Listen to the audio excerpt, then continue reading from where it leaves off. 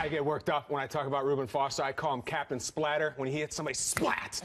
And I love that he wears number 56, because 56 for a linebacker, watch this, watch, oh my God, he's all over the field. You know what it's like. It's like a basketball player wearing 23. It is, or it's a running back wearing 34. There comes an obligation for 56. Yeah. That is Lawrence Taylor, that is Darryl Talley, that is Pat Swilling, that is Alvin Mack. Boom!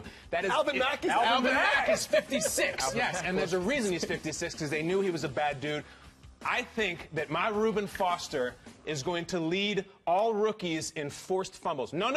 Okay. He's going to lead the NFL in forced fumbles. I'm trying to come up with a stat that can calibrate big hits. Son Reddick may have tackles. I'm talking about separating a guy from the ball. Lance Moore, splat! That's my guy. And listen to this. It works out really well, too. The quarterbacks last year who led the leagues in fumbles, Palmer and Wentz. He plays them a combined 3 times. All the running backs in the league in fumbles, 4 times. He has the fumblers on his schedule, and they ain't never been hit by this guy before. I am so fired up from Reuben Foster. I don't care what he went through all through the draft. He is with the Niners now. He is with John Lynch now. The only guy in the building who hits as hard as he does. 56 gets me so fired up. I get vascular in my forearms. Just want to splatter somebody. That's my lead the league in forced fumbles. That's my man. Lance, let me ask you this, because we both played in the slot. We roamed the middle of the field, the most dangerous spot for a wide receiver.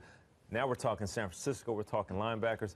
You know what it's like going up against Patrick Willis and Navarro Bowman, guys that can come and knock your block off. How important is it to have a linebacker that can anchor your defense? And what was it like when San Francisco was feared when they had those defenses? Well, I mean, it gives you something else to think about. I mean, you can't concentrate on coverage or you know, is the ball going to be on point, or how am I going to catch this ball? You have to be head on a swivel at all times when you're running those shallow crosses, those drag routes and things like that. And anytime you have a guy that you fear in there, or you won't ever say that you fear, but maybe in the back of your mind, you're keeping it real, this guy is Who was that guy for you? Was there ever a guy that you lost sleep over and you said, oh, man? What, lost sleep? No, never that. But I mean, there's guys you have to think about twice. There are guys that you're like, I'm not really too worried about this guy. Who was the guy?